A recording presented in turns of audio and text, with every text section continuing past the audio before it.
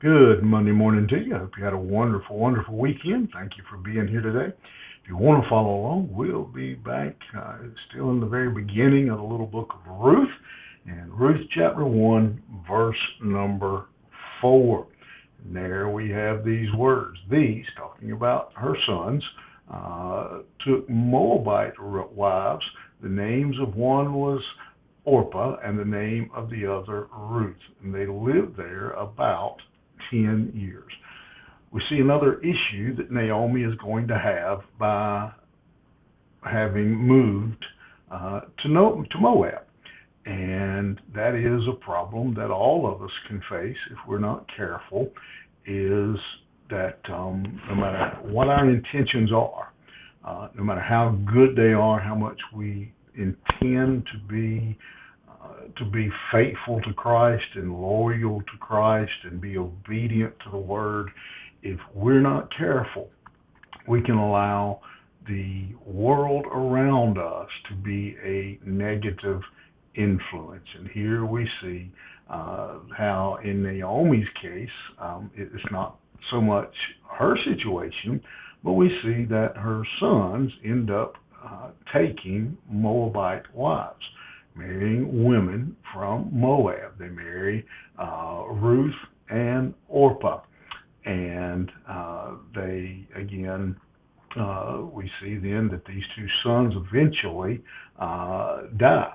Now, in this situation, now remember, eventually Ruth is going to become the hero of the story, but right now, she is still a Moabite woman. And for these two men, Naomi and her sons, they may have packed up and moved to Moab, but that doesn't change God's rules. That doesn't change God's law. And the law was that God had forbidden the Jews. He had forbidden them to marry unbelievers. They weren't to go in with the heathen nations. And so, to compound the error of moving to a heathen nation, now they have added to that by marrying Moabite women. Again, their relocation doesn't relocate God's laws, doesn't change God's rules. This compromise is what we might want to call it, was forbidden by God. Again, they were forbidden from becoming intermingling, much less marrying unbelievers, because he knew that now there's it's going to grow again, just like we see Naomi moves to Moab. Maybe she has the purest of intentions, but we see how it turns out. Her sons marry Moabite women. Now, what happens if they have children? What happens? What about their in-laws? All these things. Again, this compromise would lead to downfall. Would lead to the downfall of the nation of Israel, and eventually it does. It causes these problems. God always forbids compromise. He forbids us to compromise. Just because you live in Moab doesn't mean you act like a Moabite.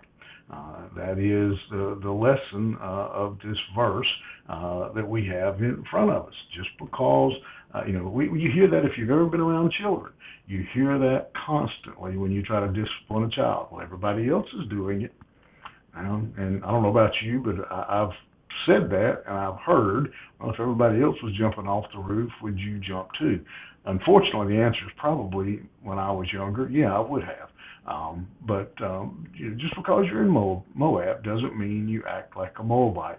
But that's what happens, and that's why the Jews were warned: don't move to Moab, don't marry Moabite women, because you will eventually be influenced. You will be infected by their way of doing things. You will be constantly bombarded by this evil behavior.